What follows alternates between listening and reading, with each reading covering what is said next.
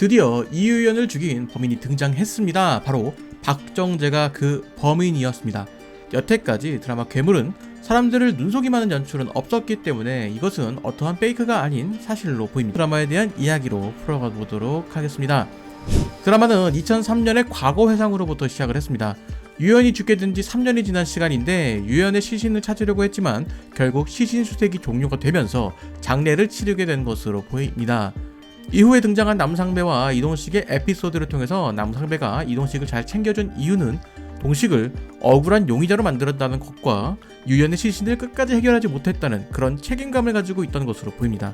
때문에 남상배 소장은 동식이 경찰이 되도록 도와주었고 동식의 부모님 같은 역할을 했던 것으로 보입니다. 그런 남상배 소장의 유품을 정리하던 동식은 부동산 매매 계약서를 발견하게 됩니다. 남상배 소장이 퇴직 후 자신이 살 곳이라고 이야기했던 것으로 보이는데 이곳의 계약을 동식의 이름으로 계약하는 것이죠. 이렇게 남상배는 자신의 모든 것을 동식을 위해 남겨두고 떠났네요. 그런 남 소장의 죽음을 기리기 위해서 마냥정육점으로 모인 사람들. 주원도 이곳에서 그들과 함께하면서 어느덧 마냥 사람이 되었다는 생각이 듭니다. 남 소장은 죽음을 맞이했지만 마을 사람들은 모여서 남 소장을 추억합니다. 그것이 죽은 사람을 가장 잘 보내주는 그런 방법이지 않을까 싶습니다. 11화에 등장한 이런 모습이 저는 상당히 의미있게 다가왔습니다. 지금까지 드라마 괴물은 마냥 사람들의 폐쇄성을 보여주며 한주원이라는 외지인을 통해서 그들이 무언가를 숨기는 듯한 의심하도록 하는 연출을 보여주었습니다. 하지만 이번 회차에서 그런 연출을 한 의도에 대해서도 정확하게 언급하였다는 생각이 듭니다.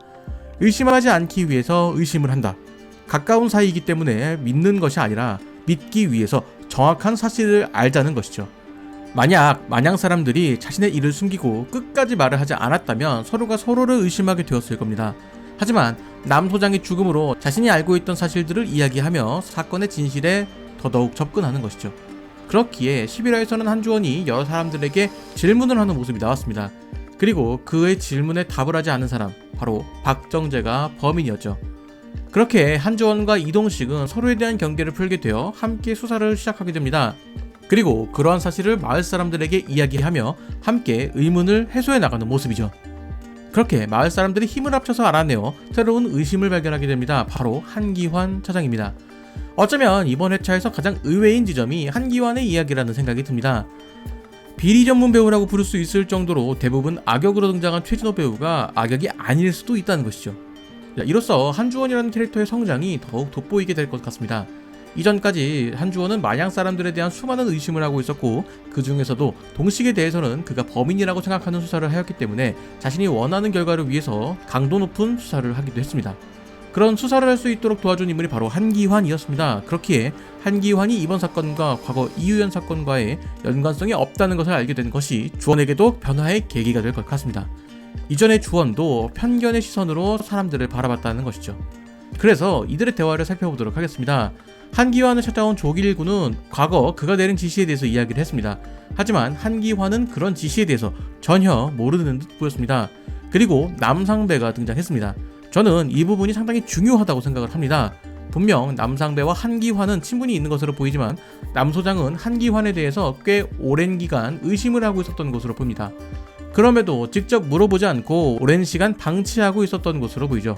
만약 조금 더 일찍 물어보고 정확한 사실을 알게 되었다면 이유연 사건의 진범도 금방 찾을 것이고 두 사람도 이전과는 다르게 조금 더 친밀하게 지냈을 것 같다라는 생각이 듭니다. 결국 가까운 사이에 친할수록 서로에게 솔직해야 한다는 이야기를, 그런 교훈을 얻게 되었습니다. 참 뿌듯하죠. 한기환은 이런 사실을 이야기하며 이번 사건에 대한 확실한 수사를 당부했습니다. 이런 이야기로 흘러간다면 이유연 및 남상배 사건은 도혜원과 이창진이 꾸민 일이 되는 것인데 실제 당사자들은 전혀 다른 인물을 의심하고 있었던 것입니다. 간단하게 정리하면 A라는 학생이 B라는 학생의 가방을 뒤집니다. 학생 A는 B가 담배를 피우는 것 같다며 선생님이 가방을 뒤져보라고 시켰다는 이야기를 합니다. 하지만 선생님은 그런 사실이 없다는 이야기를 하죠. 알고 보니 학급 회장이 B의 담배를 훔친 뒤에 A에게 덮어 씌우려고 이야기를 한 것입니다. 마치 선생님이 시킨 일인 양 말이죠. 즉 남상배는 그들에게 낚인 것이라 볼 수 있습니다. 그렇기에 그는 자신의 죽음을 예견한 것입니다. 김진묵이 그랬던 것처럼 자신도 죽게 될 것이라는 걸 예측한 것이죠.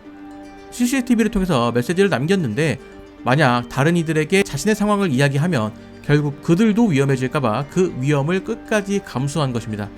결국 남상배 소장은 끝까지 동식을 포함한 마냥 사람들을 지켜내려고 한 것이죠. 그리고 그들은 끝내 알아냅니다. 도혜원과 박정재가 과거 이유연 사건과 연관이 되어 있다는 것을 말이죠. 자, 이렇게 11회가 마무리가 되었는데 아마 이것이 전부는 아닐 것 같습니다. 유연의 죽음을 덮는 과정에 대한 이야기와 그들이 왜 이런 선택을 했는지 등 아직 풀어낼 이야기가 존재한다고 생각을 합니다. 이화에서 범인이 등장하는 듯 하면서 시청자들이 드라마의 남은 이야기에 대해서 걱정을 하게 만들었지만 괴물은 그런 걱정이 무색할 만큼 상당히 흥미로운 이야기를 보여주었습니다. 지금까지 그래왔으니 앞으로도 그렇게 될 것이라고 생각을 합니다. 그리고 이례적으로 엔딩에 괴물이라는 타이틀을 배치합니다. 그게 초반에 타이틀이 블랙 화면에 나와서 내심 오늘은 괴물이 없나보다 라는 생각을 했는데 드라마 마지막에 다시 한번 등장시켰네요. 확실히 연출에도 많은 신경을 쓰는 드라마라는 것을 다시 한번 느끼게 됩니다. 12화 예고편에 대한 이야기로 이어가도록 하겠습니다. 과거 사건에 대한 추궁을 하자 정재의 상태는 더더욱 안 좋아지는 것 같습니다. 자, 이렇게 보면은 박정재를 연기하는 최대훈 배우가 정말 연기를 잘한다는 생각이 듭니다. 전작인 악의 꽃에서는 점잖고 믿음직한 그런 형사팀장으로 등장했는데 괴물에서는 아이 같은 느낌이 있는 캐릭터를 자연스럽게 소화했습니다.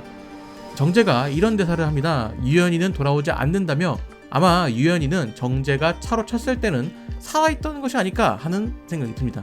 당황했을 정재를 먼저 보내고 도혜원과 이창진이 처리를 한 것으로 보이죠. 그리고 그 과정에서 진묵이 어떤 식으로 개입되어 있는지 이 점을 풀어내는 것도 상당히 재미있을 것 같습니다. 그렇게 된다면 정재는 진묵이 진범이라는 것을 모르고 있었을 가능성이 있을 겁니다. 그리고 여러 인물들의 대사를 통해서 정재가 당시 상황을 기억하지 못한다는 것을 보여주고 있습니다. 진짜 기억을 못하는 것인지는 모르겠네요. 자, 그렇다면 도혜원이 주는 약은 마약 성분이 있는 약으로 무언가 정재를 더 약하게 만드는 그런 약이라는 생각이 듭니다. 그렇기에 혜원이 정재를 곁에 두려는 것은 그가 시한폭탄처럼 느껴졌기에 그런 것이 아닐까 하는 생각이 듭니다. 11화에서 정재가 약을 안 먹는 모습이 등장했기에 정재의 기억은 조만간 돌아올 것 같다는 생각이 듭니다. 그리고 그런 정재를 협박하는 동식이의 모습, 일단 11화도 재밌을 것 같습니다. 연기 구멍이 없는 명품 배우들의 명품 연기를 보는 것만으로도 이 드라마를 보는 가치는 충분할 것 같습니다. 어느덧 2주 정도 남은 드라마 괴물, 슬슬 마무리에 들어가는 모습이기에 드라마에 등장하는 사건들도 어느 정도 윤곽이 잡히는 것 같습니다. 과연 괴물은 어떤 마무리를 보여줄 것인지 저는 다른 이야기로 돌아오도록 하겠습니다.